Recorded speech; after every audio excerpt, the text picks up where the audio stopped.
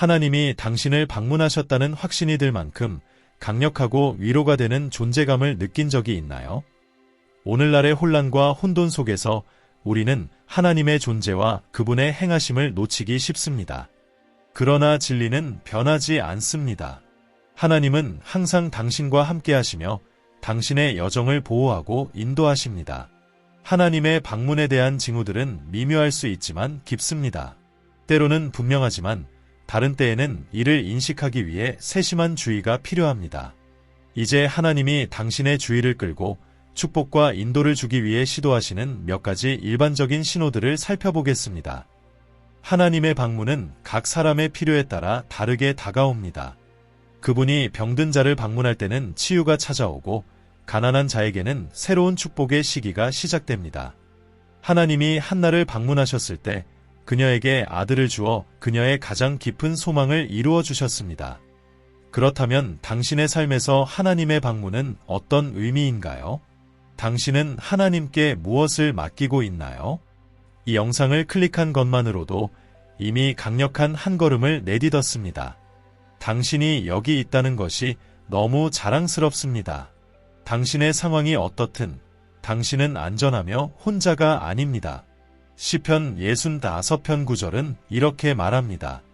땅을 돌보사 물을 대어 심히 윤택하게 하시며 하나님의 강에 물이 가득하여 주께서 이같이 땅을 예비하사 저희에게 곡식을 주시나이다. 이것이 하나님이 방문하실 때 일어나는 일입니다. 하지만 하나님이 당신을 방문하셨다는 것을 어떻게 알 수 있을까요? 그것이 평범한 하루처럼 느껴질까요? 아니면 모든 것을 변화시키는 경험이 될까요? 당신의 삶에 하나님의 방문이 있었음을 확인할 수 있는 10가지 중요한 신호를 발견하도록 초대합니다. 1. 설명할 수 없는 평안. 이 평안은 인간의 이해를 초월하는 만족감과 고요함입니다. 그것은 일반적인 감정이 아니며 주변의 상황에 좌우되지 않습니다. 이는 하나님이 당신의 삶에 함께하고 계시다는 깊은 확신에서 오는 것이며 그로 인해 어려움 속에서도 기쁨을 찾을 수 있는 자신감을 줍니다. 빌립보서 4장 7절은 말합니다. 그리고 모든 지각에 뛰어난 하나님의 평강이 그리스도 예수 안에서 너희 마음과 생각을 지키시리라. 이 평안은 당신이 이해할 필요가 없는 것입니다. 왜냐하면 그것은 이성적인 것을 초월하기 때문입니다. 바울과 실라가 감옥에 갇혔을 때의 예를 보십시오. 그들은 온갖 고문과 불편을 겪었지만 그들의 평안은 변치 않았습니다. 그런 상황에서 찬송을 부르고 하나님을 그렇게 열정적으로 찬양하는 것이 어떻게 가능했을까요? 자유도 없고 음식도 제대로 없으며 하고 싶은 일을 할 수 없는 환경에 갇힌 자신을 상상해 보세요. 마음속에 말하지 않은 불평이 가득한 상태에서 하나님을 찬양하는 것이 쉽겠습니까? 그럼에도 바울과 실라는 하나님께 탈출구를 요구하지 않고 기쁨으로 노래했습니다. 경비병들은 분명 그들이 왜 그런지 의아해했을 것입니다. 하지만 이것이 바로 하나님의 평안입니다. 그것이 당신의 삶을 채울 때 불가능해 보였던 것들이 가능해집니다. 그리고 그 후에 무슨 일이 일어났나요? 감옥의 문이 기적적으로 열리고 그들은 자유로워졌습니다. 이와 같은 평안을 경험할 때 그것이 신성한 방문이었음을 말해줄 필요는 없습니다. 하나님의 존재가 분명하고 그분이 모든 것을 주관하고 계십니다. 예수님의 제자들도 비슷한 경험을 했습니다. 그들은 바다에서 폭풍을 만났을 때 두려움으로 가득 차 있었습니다. 그러나 예수님이 일어나 폭풍을 잠잠하게 하신 순간 그들의 두려움은 사라지고 평안이 찾아왔습니다. 그들은 방금 무슨 일이 일어났는지 설명할 수 없었지만 기적적인 일이 일어났다는 것을 알았습니다. 하나님이 당신을 방문하실 때 그 동일한 평안이 당신의 마음을 가득 채웁니다. 그래서 주변 사람들이 어려움에 대해 불평하는데도 당신이 계속 기뻐하는 모습을 보고 어떻게 그렇게 할 수 있냐고 물을 것입니다. 삶의 도전과 불확실성을 마주할 때 하나님의 평안이 위로가 되는 존재로 자리 잡도록 하십시오. 그것이 당신에게 혼란 속에서도 계속 나아갈 수 있는 희망과 힘을 줄 것입니다. 이 평안은 이해할 수는 없지만 부정할 수 없습니다. 예수님은 이 평안의 중요성을 아셨기 때문에 승천하시기 전에 제자들에게 이 평안을 보장하셨습니다. 평안을 너희에게 끼치노니 곧 나의 평안을 너희에게 주노라. 내가 너희에게 주는 것은 세상이 주는 것과 같지 아니하니라. 너희는 마음에 근심하지도 말고 두려워하지도 말라. 요한복음 14시 27분. 따라서 설명할 수 없는 고요함과 평안을 느낀다면 그것을 하나님의 방문의 신호로 받아들이십시오. 이 평안은 다른 곳에서 찾을 수 없습니다. 이 평안을 포용하고 그것이 당신의 영혼을 확신과 위로로 채우게 하십시오. 이것은 당신이 소중히 여기고 놓쳐서는 안 될 귀한 선물입니다. 이 천사의 방문. 천사의 방문은 마치 하나님이 당신의 집에 직접 오신 것과 같습니다. 이러한 신성한 만남은 하나님이 당신의 삶에서 직접적으로 일하고 계신다는 명확한 신호입니다. 천사들은 하나님의 특별한 사자로서 보호하거나 인도하거나 경고하거나 메시지를 전하는 등의 신성한 임무를 수행하기 위해 보내집니다. 성경에는 이러한 놀라운 경험들에 대한 이야기가 가득합니다. 예를 들어 다니엘이 사자굴에 갇혔을 때 하나님은 천사를 보내 사자들의 입을 닫게 하여 다니엘의 생명을 구하시며 그분의 능력과 위엄을 보여주셨습니다. 또 다른 예는 야곱이 밤새 천사와 씨름했던 이야기입니다. 야곱은 그 천사에게서 축복을 받기 전에는 놓아주지 않겠다고 했고 그 경험은 야곱의 삶을 영원히 변화시켰습니다. 예수님의 어머니 마리아도 천사 가브리엘의 방문을 받았으며 가브리엘은 그녀가 구세주의 어머니가 될 것이라는 메시지를 전해주었습니다. 이 신성한 계시는 마리아의 삶을 완전히 바꾸어 놓았습니다. 아브라함과 사라는 인간의 모습으로 온 천사들을 영접했는데 그들은 자신도 모르게 천사들을 대접한 것이었습니다. 그 결과 하나님은 그들에게 아들을 주겠다는 약속을 이루셨습니다. 이 이야기는 히브리서 13장 2절의 말씀을 떠올리게 합니다. 손님 대접하기를 잊지 말라. 이로써 부지 중에 천사들을 대접한 이들이 있었느니라. 이러한 천사의 방문은 예상치 못한 방식으로 찾아올 수 있기 때문에 민감하고 열린 마음을 유지하는 것이 중요합니다. 당신이 마리아, 야곱, 아브라함과 같은 경험을 하지 않을 수도 있지만 하나님의 천사들이 당신 주위에 있다는 것을 믿을 수 있습니다. 그들은 아침, 정오, 밤에 당신을 지키며 보호하고 있습니다. 다른 사람들은 사고를 당하지만 당신이 무사할 때 그것은 우연이 아니라 하나님의 천사들의 보호입니다. 밤에 영적인 공격을 알지 못한 채 잠들었더라도 아침에 안전하게 일어날 수 있는 이유는 천사들이 당신을 지키고 있기 때문입니다.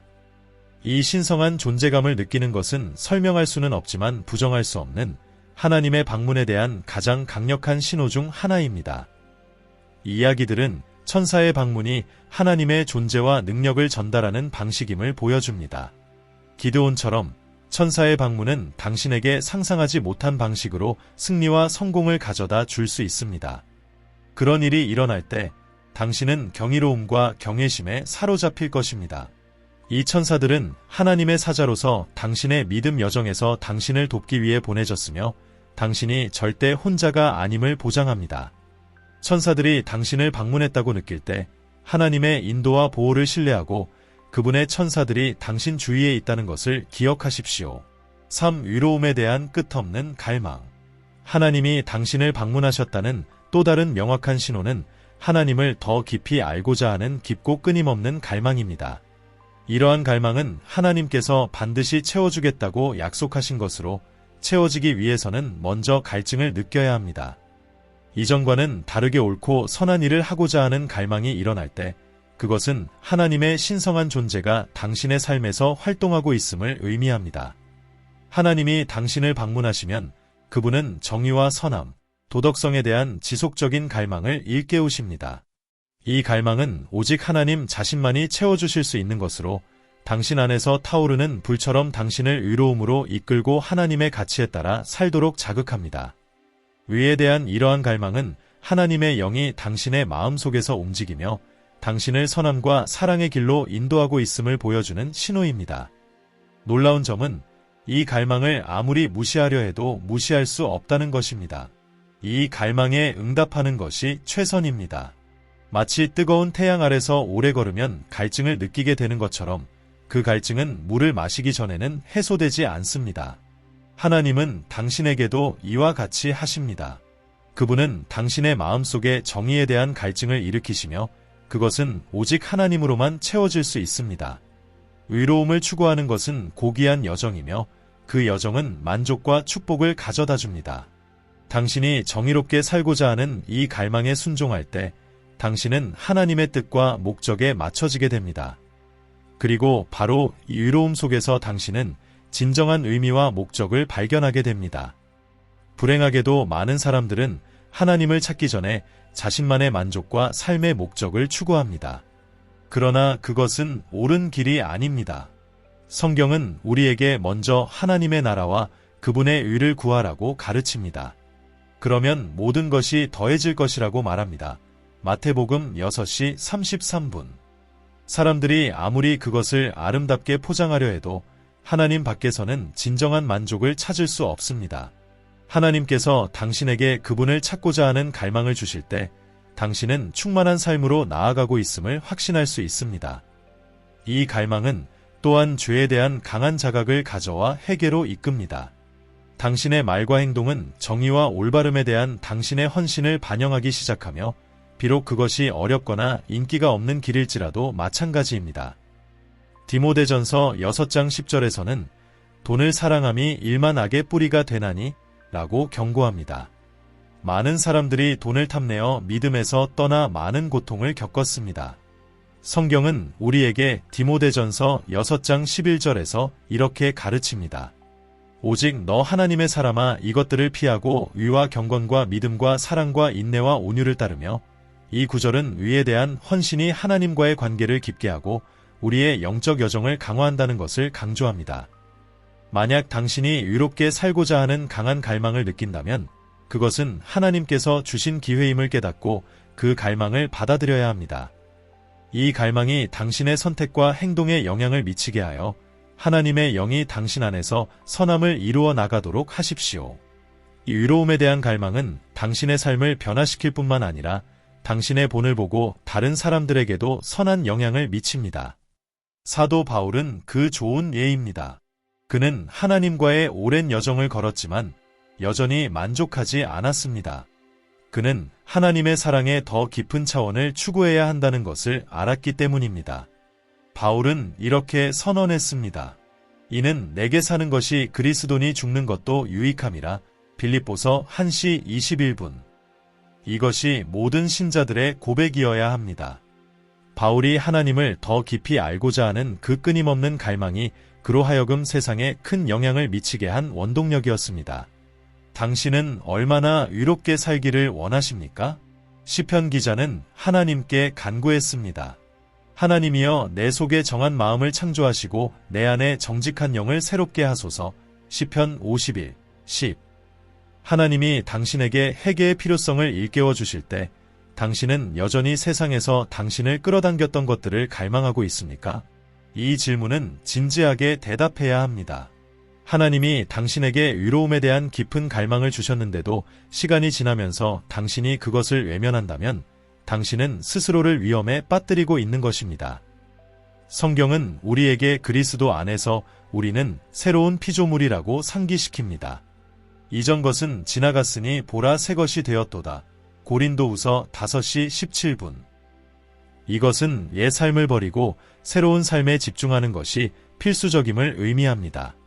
의로움에 대한 이 끝없는 갈망을 경험할 때 그것은 하나님이 당신을 방문하셨다는 분명한 신호입니다. 하나님은 당신의 삶에서 역사하고 계시며 당신을 죄로부터 깨우치고 그분께 더 가까이 다가가도록 이끌고 계십니다.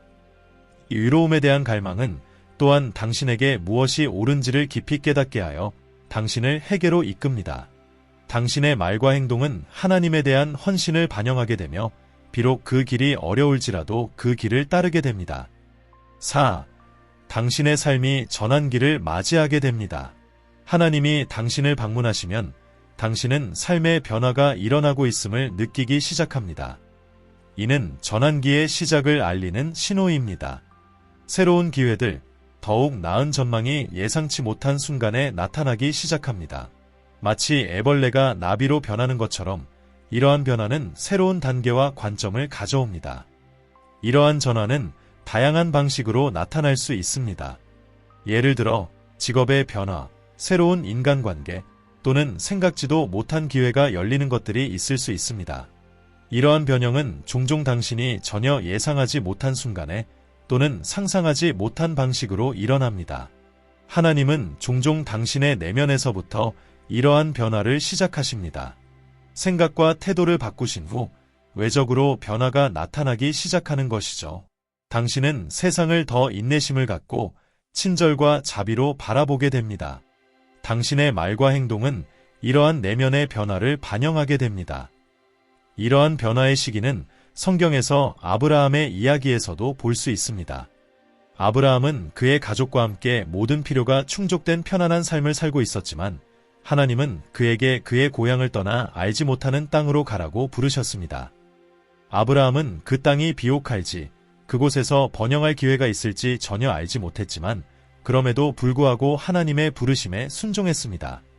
이 전환은 하나님이 그를 방문하셨음을 상징하며 아브라함의 순종은 그의 삶의 전환점이 되었습니다. 그가 이주한 후 하나님은 그의 번영을 크게 늘리시고 그에게 큰 축복을 내려주셨습니다. 당신의 이야기는 아브라함의 이야기와 다를 수 있지만 하나님이 당신을 방문하실 때 변화는 피할 수 없습니다. 어쩌면 당신은 직장을 잃고 미래에 대해 고민하고 있을지도 모릅니다.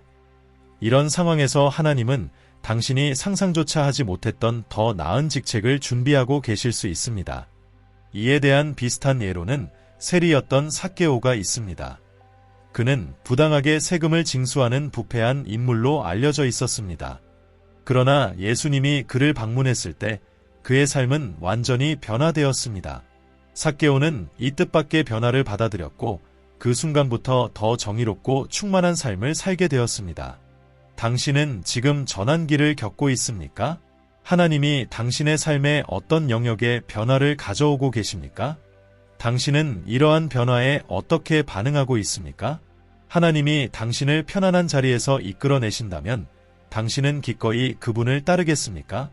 그러므로 하나님의 방식에 민감하게 반응하는 것이 중요합니다. 그분의 의도를 완전히 이해하지 못할 때라도 순종은 필수적입니다. 하나님은 당신에게 익숙한 것을 떠나게 하실 수도 있습니다. 예를 들어 직장을 그만두게 하시거나 당신이 전혀 생각해보지 못한 사역을 시작하게 하실 수도 있습니다. 하지만 당신의 순종은 놀라운 문들을 열어줄 것입니다. 이 전환을 받아들이면 당신의 인간관계도 변화하는 것을 보게 될 것입니다. 같은 믿음과 가치를 공유하는 새로운 사람들과 연결될 것이며 당신의 영적 여정을 지지하지 않는 사람들은 멀어질 수 있습니다. 이러한 과정은 어려울 수 있지만 이것은 당신의 삶에 더 크고 더 나은 것을 이루기 위한 하나님의 계획의 일부입니다. 5. 변화를 일으키는 계시를 받는 것. 하나님이 당신을 방문하실 때 그분은 당신의 삶을 완전히 변화시키는 비밀들을 드러내십니다. 이러한 신성한 계시들은 마치 어두운 방에 불이 켜지는 것과 같아서 그동안 숨겨졌던 것들을 드러내고 명확하게 보이게 만듭니다. 이 계시들은 하나님께서 당신의 길을 밝히시고 당신의 사고방식을 변화시키며 새로운 여정으로 이끌기 위한 방법입니다. 이때 당신은 자신과 하나님의 계획을 더 깊이 이해하게 됩니다. 신성한 계시는 다양한 방식으로 올 수 있습니다. 꿈이나 환상, 혹은 일상 속에서 나타나는 징조와 상징을 통해서 말이죠. 욥기 33장 14대 15절은 이렇게 말합니다. 하나님은 한 번 말씀하시고 다시 말씀하시되 사람이 깨닫지 못하나니 사람이 침상에서 졸며 깊이 잠들 때에나 꿈에나 밤의 이상 중에. 이 계시들은 하나님의 목적을 드러내거나 격려하거나 또는 다가오는 위험을 경고하기 위해 주어집니다. 명확한 예로는 요셉을 들 수 있습니다. 하나님은 꿈을 통해 요셉을 방문하시어 그의 삶에 대한 놀라운 목적을 보여주셨습니다. 이 계시는 요셉에게 새로운 관점을 주어 그가 앞으로 다가올 영광스러운 미래에 대비할 수 있게 했습니다. 만약 그가 이 계시를 받지 못했다면 아마도 형제들을 뛰어넘어 중요한 인물이 될 것이라고 믿지 못했을 것입니다. 이와 유사하게 하나님은 타오르는 가시나무를 통해 모세를 방문하셔서 이스라엘 백성을 애굽에서 해방시키겠다는 계획을 드러내셨습니다. 또 다른 주목할 만한 계시는 사무엘에게 하나님이 엘리의 집에 대한 계획을 계시하셨던 사건과 이사야가 하나님의 보좌 앞에서 예언자로 소명을 받고 예루살렘에 임할 징계를 경고받은 장면입니다. 이러한 계시들은 당신의 삶 속에서도 일어날 수 있습니다. 기도 중이거나 묵상할 때 혹은 일상적인 활동을 하던 중에 느낄 수도 있습니다. 그것들은 당신에게 희망과 방향을 제시하며 당신이 진정한 목적과 소명을 이루도록 격려합니다. 하나님이 당신을 방문하시면 그분은 당신의 미래에 대한 비밀을 나누고 당신의 발목을 잡고 있던 숨겨진 패턴을 보여주며 당신이 겪고 있는 문제들의 원인을 드러내십니다. 그리고 그분은 그 문제의 해결책도 제시해 주십니다. 하나님은 신성한 지혜와 지식을 주셔서 영적 세계에 대한 통찰력을 얻게 하십니다. 갑자기 혼란스럽거나 불확실했던 것들이 명확해집니다. 당신은 관계, 직업, 영적 여정 등에 대해 새로운 관점을 얻게 되고 이는 하나님께 더 가까이 다가가게 하는 결정과 변화를 이끌어냅니다. 가장 좋은 점은 이러한 계시들은 당신의 삶에 눈에 띄는 변화를 가져온다는 것입니다. 당신이 이 계시들을 받아들일 때 문들이 열리고 기회들이 생기며 하나님이 준비하신 길을 담대하게 걸어갈 힘을 얻게 됩니다. 요셉과 다니엘처럼 하나님의 계시를 받아들인 사람들은 기적적인 문이 열리는 경험을 했습니다. 당신도 그러한 변화를 체험할 수 있습니다. 이러한 변화를 일으키는 계시들은 하나님이 당신을 방문하셨다는 분명한 신호입니다. 그것은 당신을 하나님과 더 깊은 관계로 인도하고 더욱 충만한 목적의 삶으로 나아가게 합니다. 만약 이미 이런 계시를 받았다면 그것을 무시하지 마십시오. 믿음과 용기로 그 계시를 받아들이십시오. 그것들이 당신의 생각과 행동, 선택을 형성하게 하고 하나님이 당신의 삶에서 놀라운 일을 행하시는 모습을 지켜보십시오. 이는 하나님의 방문을 상징하는 강력한 신호입니다. 6. 기도에 대한 응답. 하나님이 당신을 방문하셨다는 또 다른 명확한 신호는 기도가 예상치 못한 방식으로 기적적으로 응답될 때입니다. 혹시 오랫동안 간절히 기도해왔지만 아무런 응답 없이 지쳐 포기하려 했던 적이 있나요? 그러다 갑자기 하나님께서 매우 특별한 방식으로 응답해 주셔서 마치 기적처럼 느껴졌던 적이 있었나요? 그렇습니다. 그것은 기적이며 그 기도 응답은 하나님이 당신의 삶에 방문하셨다는 증거입니다. 성경에서도 이런 상황은 여러 번 반복됩니다. 예를 들어 한나는 자녀를 원하며 수년간 기도하고 하나님을 신뢰했지만 마치 하나님께서 침묵하시는 듯 보였습니다. 그녀는 울며 간절히 기도하고 계속해서 믿음을 지켰습니다. 그러던 어느 날 하나님이 그녀를 방문하셨고 그녀는 사무엘을 임신하게 되었습니다. 한때 불임으로 여겨졌던 여자가 이스라엘의 가장 위대한 선지자 중 한 명의 어머니가 된 것입니다. 이 이야기는 하나님께는 불가능한 것이 없음을 우리에게 상기시킵니다. 우리는 폐경 후에 임신하거나 심지어 자궁이 없는 상태에서 아이를 가진 여성들의 간증을 듣곤 합니다. 이게 정말 가능한 일일까요? 네, 가능합니다. 이것이 바로 하나님의 방문이 가져다주는 변화입니다. 해결 불가능해 보였던 문제들이 과거의 일이 되는 것입니다. 한나의 이야기는 당신이 하나님께 진심으로 기도할 때 그분이 듣고 가장 완벽한 방식으로 응답하신다는 것을 증명합니다. 비록 그 응답이 당신이 기대한 방식과는 다를 수 있지만 언제나 당신의 유익을 위해서입니다. 만약 당신이 기적적으로 기도가 응답된 경험이 있다면 그것은 하나님이 당신을 방문하셨다는 분명한 신호입니다. 비록 응답이 예상하지 못한 형식으로 왔다 하더라도 계속해서 하나님을 신뢰하십시오. 그분은 당신을 위해 일하고 계시며 당신의 삶을 위한 하나님의 계획은 언제나 완벽합니다. 7. 하나님의 뜻에 맞는 새로운 목적을 받는 것. 하나님이 당신을 방문하실 때 그분은 당신의 마음에 새롭고 의미 있는 목적을 심어주십니다. 이 목적은 하나님의 뜻에 완벽하게 부합하며 당신이 이전에 살던 방식과는 반대되는 삶의 방향을 제시합니다. 갑자기 모든 것이 명확해지기 시작하고 그 새로운 부름을 완수하고자 하는 열정이 생겨납니다. 이러한 변화는 하나님의 손길이 당신의 삶에 닿았다는 분명한 신호입니다. 성경에는 신성한 방문을 통해 삶이 변한 많은 인물들의 이야기가 가득합니다. 예를 들어 모세는 40년 동안 그의 장인 이드로의 양떼를 돌보며 무의미한 시간을 보내고 있었지만 어느 날 하나님이 그를 타오르는 가시나무를 통해 방문하셨습니다. 하나님은 그에게 새로운 목적을 주셨고 이스라엘 백성을 애굽에서 해방시키라는 사명을 부여하셨습니다. 처음에 모세는 자신이 준비되지 않았다고 느꼈지만 하나님은 그와 함께 하실 것이라고 확신시키셨고 결국 그는 이 새로운 목적을 받아들였습니다. 그 후 그의 삶은 완전히 달라졌습니다. 또 다른 예로는 예수님의 어머니 마리아가 있습니다. 아마도 마리아는 요셉과 평범한 가정을 꾸리고 조용히 살 계획을 세웠을 것입니다. 하지만 하나님은 그녀를 선택하여 세상의 구세주를 낳는 역할을 맡기셨습니다. 마리아는 이 부름이 자신의 삶을 완전히 바꾸어 놓을 것을 알았지만 그녀는 하나님의 뜻에 기꺼이 순종했고 인류 구원의 중요한 역할을 감당하게 되었습니다. 사도 바울 역시 극적인 변화를 겪은 대표적인 인물입니다. 바울은 그리스도인을 박해하는 데 열정적이었지만 하나님이 그를 방문하셨을 때 그의 마음이 변화되었습니다. 그는 교회를 박해하던 자에서 복음을 전하는 가장 위대한 설교자로 변모하였고 그의 가르침은 오늘날까지도 많은 사람들에게 영향을 미치고 있습니다. 에베소서 2장 10절은 이렇게 말합니다.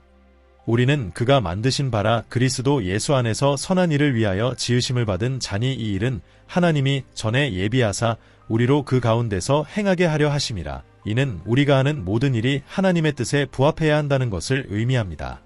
하나님이 당신을 방문하여 새로운 목적을 주실 때 그 부름을 받아들이는 것은 때로는 도전이 될 수 있습니다.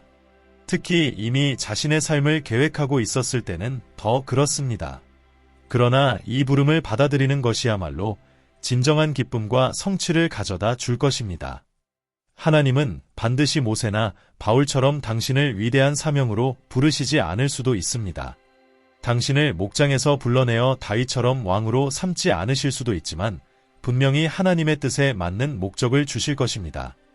그 목적은 당신에게 기쁨과 성취감을 줄 것이며 당신의 삶에 열매를 맺게 할 것입니다. 자신이 충분하지 않다고 느끼더라도 그것이 변명의 이유가 되어서는 안 됩니다. 당신의 약점은 하나님께서 당신을 통해 일하시는 것을 방해하지 못합니다. 하나님이 누구를 부르시면 그를 그 목적에 맞게 준비시키시는 분이십니다. 하나님은 예레미야와 이사야의 입술을 깨끗하게 하셨고 기드온에게 용기를 주셨으며 모세를 유창하게 만들어 그들을 사명으로 보내셨습니다. 당신의 삶에서 하나님의 목적을 받아들이는 것을 방해하는 부분이 무엇입니까? 그 부분을 하나님께 맡기고 그분이 당신 안에서 일하시도록 하십시오. 하나님은 당신에게 필요한 모든 것을 육체적으로든 영적으로든 공급해 주실 것입니다. 하나님이 당신을 방문하시면 당신은 이전의 모습 그대로 남지 않습니다. 하나님은 당신을 변화시키고 다듬고 당신의 마음과 영혼을 새롭게 하십니다. 그분은 당신에게 새로운 관점과 열정을 주시며 당신의 삶의 방향을 재정립해 주십니다. 세상을 바라보는 당신의 시각이 달라지고 당신의 우선순위, 가치관, 목표가 새롭게 정의됩니다. 따라서 하나님의 뜻에 맞는 새로운 목적을 느끼게 될 때 그것은 하나님이 당신을 방문하셨다는 분명한 신호입니다. 그 목적을 받아들이고 성장시키며 그 길을 따라가십시오. 결국 하나님의 목적을 추구하는 삶이야말로 영원한 영향을 미치는 삶을 살아가는 길입니다. 8. 흔들리지 않는 믿음. 하나님이 당신을 방문하시면 그분은 흔들리지 않는 믿음을 선물로 주십니다. 이 믿음은 아무리 어려운 상황 속에서도 굳건히 하나님을 신뢰하게 해줍니다. 마치 인생의 폭풍 속에서도 당신을 강하게 붙잡아주는 끊을 수 없는 줄과 같은 것입니다. 이것은 하나님이 당신의 삶에 방문하셨다는 또 다른 분명한 신호입니다. 히브리서 11장 6절은 이렇게 말합니다. 믿음이 없이는 하나님을 기쁘시게 하지 못하나니 하나님께 나아가는 자는 반드시 그가 계신 것과 또한 그가 자기를 찾는 자들에게 상 주시는 이심을 믿어야 할지니라. 하나님이 당신을 방문하실 때 그분은 당신의 믿음을 보상하시며 그분의 존재와 능력을 더 깊이 이해하게 해주십니다. 그 이해는 어떤 역경에도 흔들리지 않는 반석 같은 믿음으로 자리 잡습니다. 이러한 믿음은 당신의 이해나 능력에 근거한 것이 아닙니다. 그것은 하나님이 당신의 삶에서 보여주신 그분의 존재와 능력에 대한 계시에 바탕을 둡니다. 아브라함의 삶에서 우리는 그 좋은 예를 볼 수 있습니다. 하나님이 아브라함을 방문하시어 그를 많은 민족의 아버지로 만들겠다고 약속하셨을 때 아브라함은 자녀가 없었지만 그 약속을 믿었습니다. 비록 사라의 불평이 날마다 있었지만 아브라함은 하나님이 그분의 약속을 성취하실 것임을 굳게 믿고 있었습니다. 또 다른 예로는 다니엘이 있습니다. 그는 자신의 신념 때문에 박해를 받았음에도 불구하고 하나님께 충성했습니다. 그의 흔들리지 않는 믿음은 그를 사자굴로 이끌었지만 그 믿음 덕분에 그는 안전할 수 있었고 그의 증언은 결국 다리오 왕이 하나님의 능력을 인정하게 만들었습니다. 사랑하는 친구여, 하나님의 계획을 신뢰하고 당신의 믿음에 굳건히 서 있는 것은 하나님의 존재가 당신의 믿음을 강하게 하고 있다는 분명한 증거입니다. 하나님이 당신을 방문하실 때 그분은 그분의 성품과 계획을 드러내시며 그분의 영광을 바라볼 때 당신의 믿음은 더욱 커집니다. 이러한 믿음은 산을 옮기고 당신의 삶에 기적을 불러올 수 있는 능력을 갖고 있습니다. 그 믿음이 인생의 폭풍 속에서 당신을 인도하게 하고 하나님의 계획이 당신이 상상할 수 있는 그 어떤 것보다 크고 더 좋다는 사실을 신뢰하십시오. 당신의 믿음에 굳게 서서 하나님께서 놀라운 일을 행하시는 것을 지켜보십시오. 9. 기적적인 공급. 하나님이 자녀들을 돌보실 때 그분의 기적적인 공급은 그분의 사랑과 돌봄을 명확하게 드러냅니다. 성경은 하나님께서 누군가가 필요에 처했을 때 그저 모든 것이 잘 될 거야 라고 말하는 분이 아님을 보여줍니다. 빌립보서 4장 19절은 이렇게 우리에게 확신을 줍니다. 나의 하나님이 그리스도 예수 안에서 영광 가운데 그 풍성한 대로 너희 모든 쓸 것을 채우시리라. 그렇다면 하나님이 당신을 방문하실 때 그분이 당신을 궁핍한 상태로 남겨두실 이유가 있을까요? 하나님이 방문하시면 종종 그분의 사랑을 예기치 못한 기적적인 공급을 통해 나타내십니다. 이러한 공급은 놀라운 것이며 자연적인 설명을 넘어서는 것입니다. 당신이 아무리 설명하려고 해도 이해가 되지 않습니다. 그것은 우연도 행운도 아닙니다. 그것은 하나님의 신성한 개입이며 그분의 존재와 인도가 당신의 삶에 드러나는 것입니다. 사람마다 필요한 것이 다르지만 하나님은 당신의 모든 필요를 아십니다. 그분은 당신이 어떤 어려움에 처해 있는지, 무엇이 당신의 전진을 방해하고 있는지를 정확히 알고 계십니다. 사르밧 과부의 이야기를 떠올려 보세요. 하나님은 그녀가 음식을 필요로 한다는 것을 아시고 엘리야 선지자를 그녀에게 보내셨습니다. 엘리야가 빵을 달라고 했을 때 그녀는 자신에게 남은 것이 거의 없으며 마지막 식사를 준비하려고 했다고 말했습니다. 그럼에도 엘리야는 그녀에게 계속해서 요구했는데 이것은 냉정해 보일 수 있지만 사실 하나님의 축복이 그녀의 삶에 나타날 기회였습니다. 그녀는 순종했고 그 결과 그녀가 가진 적은 양의 식재료는 기적적으로 늘어났습니다. 또 다른 명확한 예로 하나님이 이스라엘 백성을 광야에서 만나로 먹이신 사건을 들 수 있습니다. 그들은 어디서 음식을 구해야 할지 몰랐지만 하나님은 이미 모든 것을 준비해 두셨습니다. 그들은 돈 한 푼 쓰지 않고도 매일 충분한 음식을 얻을 수 있었습니다. 마찬가지로 사마리아에 기근 동안 하나님은 엘리사의 예언을 성취하시며 기적적으로 음식을 제공하셨습니다. 누구도 상상하지 못했지만 나병 환자들의 발소리가 큰 군대처럼 들려 적들을 겁에 질리게 하였고 적들은 모든 보급품을 버리고 도망갔습니다. 예수님 역시 오병이어의 기적을 통해 하나님의 공급을 보여주셨습니다.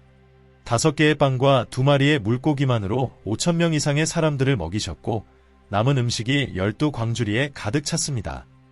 이것이 바로 하나님이 방문하실 때 주시는 공급입니다. 하나님은 당신의 제한된 자원에 따라 필요한 것을 채우시는 것이 아니라 그분의 영광의 풍성함에 따라 채우십니다. 당신의 삶에서도 하나님은 빵이나 기름을 기적적으로 늘리시지는 않을 수 있지만 당신이 상상하지 못했던 방법으로 당신의 필요를 채우실 것입니다. 하나님은 예상치 못한 사람들, 불가능해 보이는 상황, 또는 놀라운 방법들을 사용하실 수 있습니다. 그러나 그분의 공급은 언제나 기적적이며 당신의 기대와 이해를 뛰어넘습니다. 10. 성령의 역사에 대한 증거. 하나님이 당신을 방문하시면 그분은 성령이 당신의 삶에서 역사하고 있다는 명확한 증거들을 남기십니다. 이러한 증거들은 마치 하나님의 지문처럼 고유하고 분명하게 드러나며 하나님이 당신 안에서 일하고 계시고 당신을 안에서부터 변화시키고 계심을 나타냅니다. 그 중에서도 가장 깊은 신호 중 하나는 마음의 변화입니다. 하나님이 당신을 방문하시면 당신의 마음은 부드러워지고 하나님의 사랑과 은혜를 더 잘 받아들이게 됩니다. 이는 단순히 행동을 바꾸는 것이 아니라 진정한 내적 변화입니다. 또 다른 명확한 성령의 임재 증거는 성령이 당신의 삶에 맺히게 하는 열매들입니다.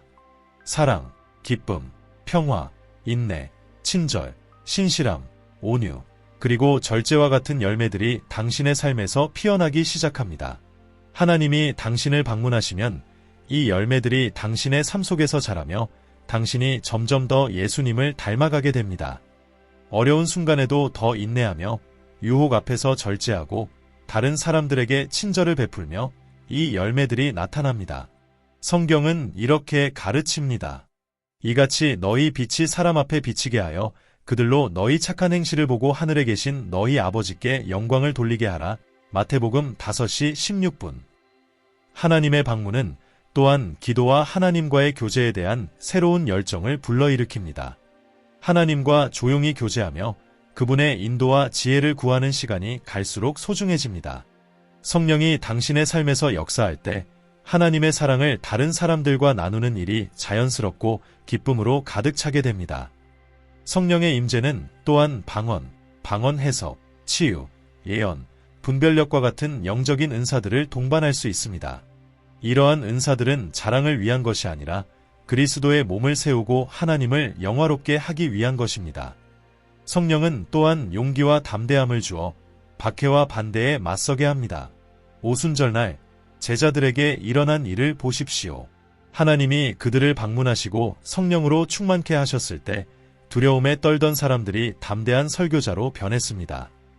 예수님을 3번이나 부인했던 베드로는 담대하게 복음을 전하여 하루에 3,000명 이상이 회개하고 믿게 되었습니다. 그뿐만 아니라 성령은 당신에게 깊은 안정감과 하나님의 사랑에 대한 확신을 줍니다. 로마서 8장 16대 17절은 이렇게 말합니다. 성령이 친히 우리의 영과 더불어 우리가 하나님의 자녀인 것을 증언하시나니 자녀이면 또한 상속자 곧 하나님의 상속자요 그리스도와 함께한 상속자니. 성령이 당신 안에 거하시면 이 영적인 깨달음이 분명해지며 하나님과의 관계가 더욱 깊어지고 그분의 임재에 대한 확신이 생겨납니다. 성령의 역사와 그분의 증거들이 당신의 삶 속에서 드러날 때 이것은 하나님이 당신을 방문하셨다는 강력한 신호입니다. 성령의 인도와 은사를 받아들이고 그분의 힘과 지혜로 당신의 삶이 변화되는 과정을 기쁨으로 맞이하십시오. 사랑하는 아버지 하나님, 모든 선한 선물의 주관자이신 하나님을 인정합니다. 제 삶에 부어주신 사랑과 은혜에 감사드립니다. 언제나 제게 넘치는 은혜로 일하시는 주님을 찬양하며 오늘 이 귀한 기회를 주심에 감사드립니다. 이 시간을 가벼이 여기지 않으며 영원히 주님을 경배하고 찬양하겠습니다. 겸손하게 주님의 임재와 인도를 구하며 주님께서 저를 찾아오시길 갈망합니다. 제 삶 속에서 주님의 부드러운 손길을 느끼고 주님의 음성이 제 마음에 울리기를 소망합니다. 하나님, 주님은 전능하신 하나님이시며 주님 외에 다른 신은 없습니다. 저는 연약한 인간이지만 그럼에도 주님은 저와 개인적인 관계를 원하신다는 것을 믿습니다. 주님의 사랑과 은혜는 이해할 수 없을 정도로 크며 제 삶 속에서 일하시는 주님의 손길에 감사드립니다. 주님, 제가 상상할 수 없는 방식으로 주님을 제게 나타내 주시길 기도합니다. 주님의 영광을 제게 보여주시고 주님의 존재가 제 삶 속에서 너무도 분명하게 드러나 의심할 여지 없이 주님을 느낄 수 있게 해주십시오. 주님께서 아브라함을 방문하시고 그가 주님의 영광을 목도한 것처럼 또 모세에게 나타나셔서 가시나무 불꽃 가운데서 음성을 들려주신 것처럼 저에게도 주님을 보여주시길 간구합니다. 이사야가 주님의 보좌를 본 것처럼 저도 주님의 영광을 보게 해주시고 주님의 위엄을 경험하게 해주십시오. 주님의 방문을 기다리며 제 죄를 고백하고 용서를 구합니다. 제 마음을 정결케 하시고 모든 불의에서 저를 깨끗하게 해주십시오. 성령님을 슬프게 하거나 주님의 방문을 막을 수 있는 죄나 습관을 버리기로 결심합니다. 제 삶을 온전히 주님께 맡기니 주님께서 제 안에서 그리고 제 삶을 통해 자유롭게 일하시기를 원합니다. 주님의 영광을 볼 수 있도록 제 마음을 준비시켜 주십시오. 주님은 기적과 표적과 이적을 행하시는 하나님이시니 제 삶 속에서 주님의 능력과 사랑을 나타내어 주시기를 기도합니다. 주님의 치유의 손길로 제 몸의 모든 질병을 고쳐주시길 바랍니다. 제가 알고 있는 질병과 알지 못하는 질병 모두를 회복시켜 주십시오. 주님께서 욥의 건강을 회복시키셨듯이 제 건강도 회복시켜 주시기를 간구합니다. 하늘의 창을 여시고 주님께서 사르밧 과부에게 공급하셨던 것처럼 제게도 풍성한 축복을 부어주십시오. 주님의 방문이 주님의 위대함을 증거하며 주님의 이름에 영광을 돌리게 해주십시오. 주님, 성령으로 저를 채우시고 주님의 이름을 위해 섬기며 영광 돌릴 수 있도록 저를 능력 있게 해주십시오. 주님의 뜻을 분별하고 주님의 인도를 따를 수 있도록 지혜와 명철을 허락해 주십시오. 주님께 온전히 순종할 수 있도록 도와주시고 제 믿음을 강하게 하여 항상 주님의 계획을 신뢰하게 해주십시오. 주님께서 기뻐하시는 일을 할 수 있도록 제 마음을 용기로 가득 채워주시고 원수가 심어놓은 두려움을 모두 제거하여 주님의 담대함을 제게 주십시오. 제 삶이 언제나 주님의 성품을 반영하고 주변 사람들에게 선한 영향을 미칠 수 있게 해주십시오. 교만으로 인해 주님의 임재를 놓치지 않도록 지켜주시고 다윗처럼 겸손한 마음을 주셔서 항상 주님을 찾고 위롭게 살게 해주십시오. 주님, 제 성공을 방해하는 모든 장애물을 제거해 주시기를 기도합니다. 예수님의 권능으로 제 앞에 놓인 모든 산이 평지가 되기를 선포합니다. 그것이 정체, 퇴보, 실패일지라도 예수님께서 실패하지 않으셨기에 제 삶에서도 언제나 성공이 있을 것임을 선언합니다. 제 손이 닿는 모든 것이 번성하고 많은 열매를 맺게 될 것입니다. 주님, 제 몰락을 꾀하는 모든 악한 재단을 파괴해 주십시오. 어떠한 무기도 나를 대적하지 못하리라는 주님의 말씀에 의지합니다. 제 운명을 방해하려는 원수의 계획을 좌절시키시고 모든 원수들에 대해 승리를 허락해 주십시오. 주님의 평화와 기쁨, 위로가 저와 함께하기를 기도합니다. 제 안에서부터 저를 변화시키시고 주님의 빛이 제 삶을 통해 빛나게 해주십시오. 오늘부터 저는 주님의 손에 들린 그릇이 되어 모든 선한 일에 준비된 자가 되기를 원합니다. 주님을 더 알기 원하며 기도와 말씀 묵상에 힘쓸 수 있는 은혜를 주십시오. 주님의 말씀이 제 삶을 새롭게 하고 풍성하게 하길 기도합니다. 무엇보다 주님의 임재에 민감하게 반응할 수 있도록 도와주시고 주님의 방문을 깨닫지 못한 채 살아가지 않도록 하여 주십시오. 사랑 많으신 주님, 제 기도를 들으시고 응답하실 것을 믿습니다. 예수님의 이름으로 기도드립니다. 아멘. 사랑하는 친구여, 당신이 하나님의 방문을 구하며 기도할 때 당신은 결코 혼자가 아니라는 사실을 기억하십시오. 당신은 지극히 높으신 하나님의 사랑받는 자녀이며 하나님은 당신의 존재를 기뻐하십니다. 하나님의 당신을 향한 사랑은 측량할 수 없으며 그분이 당신을 방문하기를 간절히 원하고 계십니다. 지금 하나님을 당신의 삶에 초대하며 그분이 그 초대를 존중하실 것을 믿으십시오.